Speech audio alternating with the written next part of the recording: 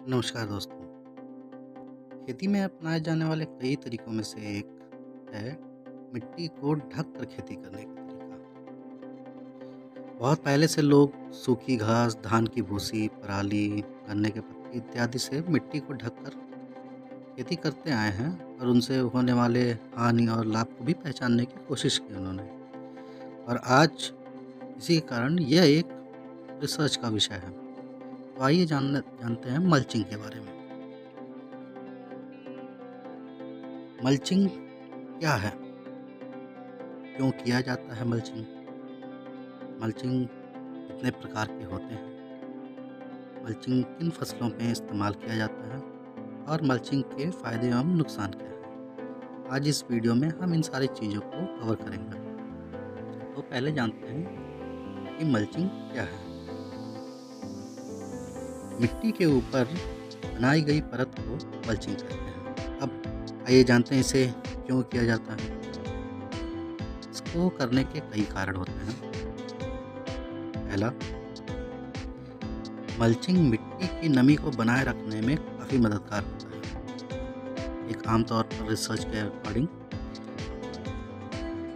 साधारण खेती करने में और मल्चिंग के साथ खेती करने में आप 50 से 70% तक पानी आप बचा सकते हैं।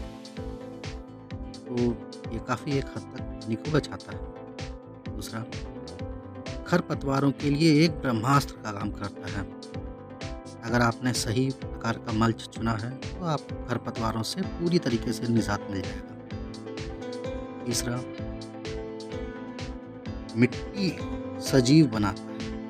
सूक्ष्म जीवों को बढ़ाने के लिए उचित माहौल देकर और मिट्टी सजीव होती है तो उसकी उत्पादकता भी बढ़ती है। चौथा, मिट्टी में मल्चिंग करने से आप उसके तापमान टेम्परेचर को कंट्रोल कर सकते हैं, नियंत्रित कर सकते हैं। अब पाँचवा, मल्चिंग आपका मिट्टी को हमेशा भुरभुरा बना के रखता है एक काफ़ी लंबे समय तक, जो कि आपके खुले खेत में यह संभव नहीं। और अगर मिट्टी भुरभुरी होगी तो जड़ों का विकास काफ़ी बेहतर होता है और पौधे का भी उसी के साथ विकास बहुत अच्छा होता है। मल्चिंग कीटों का भी नियंत्रण करने में मददगार होता है और मल्चिंग मिट्टी के कटाव को भी रोकता है बारिश से।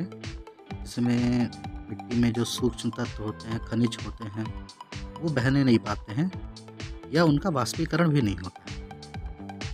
ये जानते हैं कि अगर मल्चिंग करके आप बीज लगाते हैं तो बीजों का जमाव भी जल्दी होता है और ज़्यादा मात्रा में होता है। मल्चिंग कहाँ इस्तेमाल किया जाता है? ये मल्चिंग का इस्तेमाल सभी बागवानी जो फसलें होती हैं उन पे किया जा सकता है, जैसे अमरूद, अनार, सेब, अंगूर, संतरा एक्सेट्रा जो भी आते हैं। और सब्जियों में जैसे भिंडी हो गया, टमाटर, बैंगन, तरबूज, शिमला मिर्च, गोभी, जो भी सब्जियां लाइन पे या बेड पे लगाई जाती हैं उन पे इसका इस्तेमाल रेगुलरली तौर पे किया भी जा रहा है। अब हम जानते हैं कि मल्चिंग कितने प्रकार के होते हैं। देखिए, मल्चिंग मेनली दो ही प्रकार का होता है। एक आपका ऑर्गेनिक मल्चिंग हो गया और दूसरा इनऑर्गेनिक मल्चिंग। ऑर्गेनिक मल्चिंग में हर वो चीज़ इस्तेमाल होती है जो कि ऑर्गेनिक है। जैसे आपका पत्तियाँ हो गई, लकड़ी का बुरादा हुआ, कोई भी फसल का अवशेष जैसे धान हो गया, आपका गेहूँ का फसल का अवशेष भूसा हो गया, पराली हो गई, सरसों की डंठल इत्यादि। अब हम जानते हैं इनऑर्गेनिक मल्चिंग के बारे में। इसमें कंकड़, छोटे पत्थर, रबर के मल्च भी आते हैं, बालू और प्लास्टिक मल्च, इन सब चीज़ों का इस्तेमाल किया जाता है। जो भी चीज़ें समय के साथ डिकम्पोज़ नहीं होती हैं, सड़ती नहीं हैं, गलती नहीं है, वो सारी चीज़ें इनऑर्गेनिक मल्चिंग की कैटेगरी में आती हैं। इनऑर्गेनिक मल्चिंग में सबसे ज़्यादा इस्तेमाल होने वाला, या सभी मल्चिंग में भी अगर आप बात करें तो सबसे ज़्यादा इस्तेमाल होने वाला जो मल्च है वो है प्लास्टिक मल्च। प्लास्टिक मल्च में भी कई प्रकार के मटेरियल, रंग, साइज़ और कई मोटाई में इसको बनाया जाता है। आइए हम एक-एक करके इसके बारे में जानते हैं। पहला है तो आपका ब्लैक मल्चिंग। ये दोनों तरफ से काली पन्नी होती है। इसका इस्तेमाल मेनली ठंडी जगहों पर ज़्यादा किया जाता है। ये मिट्टी को एक गर्मी प्रदान करता है अपने काले रंग की वजह से। तो जहाँ पे ज़्यादा ठंड पड़ती है उन जगहों पे इसका इस्तेमाल होता है। दूसरे नंबर पे आप कर सकते हैं वाइट ब्लैक मल्च। ये 2 रंग का होता है, एक तरफ इसमें वाइट होता है, एक तरफ ब्लैक होता है। तो वाइट कलर जो है हम ऊपर रखते हैं और नीचे की तरफ ब्लैक रखते हैं, जिसके कारण क्या होता है कि वाइट कलर ज़्यादातर सूरज की जो रोशनी है उनको वापस वातावरण में भेज देता है, जिसके कारण बहुत ही मिट्टी को ये एक ठंडक प्रदान करता है। थर्ड जैसे बात करते हैं सिल्वर ब्लैक। सिल्वर ब्लैक में एक साइड में आपका सिल्वर, दूसरे साइड में आपका ब्लैक होता है। और सिल्वर कलर की कुछ प्रॉपर्टीज़ होती हैं कि ये ठंडा तो कुछ हद तक रखता ही है, लेकिन वाइट ब्लैक से कम। लेकिन ये कुछ कीटों को भी दूर रखता है, रिपेल करता है अपने कलर प्रॉपर्टीज़ वेवलेंथ के कारण। जैसे कुछ थ्रिप्स होते हैं, एफिड्स, इनको दूर रखता है।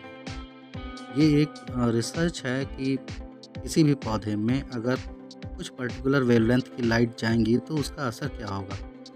तो इस तरीके से कई सारी रिसर्च, कई सारे मटेरियल, कई सारे रंगों पे इसमें किया जा रहा है और इसका इस्तेमाल भी लगातार किया जा रहा है। जैसे आप देख सकते हैं टेबल में कि इसमें अलग-अलग मल्चों का इस्तेमाल किया गया है, इसके लिए कौन-सा सूटेबल है। अब जैसे लाल मल्च आपका टमाटर के लिए अच्छा काम करता है तथा जो नीला आपका होता है मल्च वो बैंगन के लिए। इसकी मोटाई जो होती है वो इस पर निर्भर करती है कि मल्च को कितने समय तक इस्तेमाल करना है। जैसे अगर आपको किसी फसल के लिए 3-4 महीने के लिए ही केवल फसल में इस्तेमाल करना है तो 20 से 25 माइक्रोन की आपकी लगेगी। अगर आपको 6 महीने से 11 महीने 10 से 11 महीने तक की कोई फसल है मीडियम अवधि की, तो आपको 40 से 50 माइक्रोन के बीच में आपको लगाना चाहिए। और अगर आपका बागवानी का कोई है जो 1 साल से ऊपर है, या कोई सब्जी की फसल है जो मान लीजिए आप 2 साल 3 साल मल्टी ईयर क्रॉप्स होते हैं, आजकल तो कई पौधे आ गए हैं, तो उनमें भी आप 50 माइक्रोन या उसके अबव 50 से 100 माइक्रोन तक का आप मल्च पेपर यूज़ कर सकते हैं। तो ऐसा नहीं हो सकता है कि एक किसी चीज़ में सिर्फ अच्छाइयाँ ही हों, कुछ बुराइयाँ भी होती हैं। जैसे अगर आप ऑर्गेनिक मल्च इस्तेमाल करते हैं, लकड़ी का बुरादा वगैरह इस्तेमाल करते हैं, तो वो नाइट्रोजन को एब्ज़ॉर्ब कर लेता है मिट्टी से। एक उसमें एक ड्रॉबैक लकड़ी के बुरादे में ये होती है।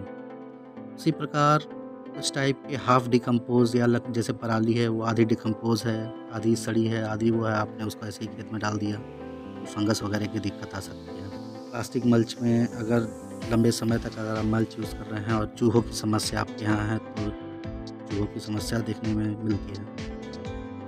50 से जो 100 माइक्रोन होते हैं, जो मोटी पन्नी होती है, उसके अंदर जनरली साँपों की समस्या देखने को मिलती है।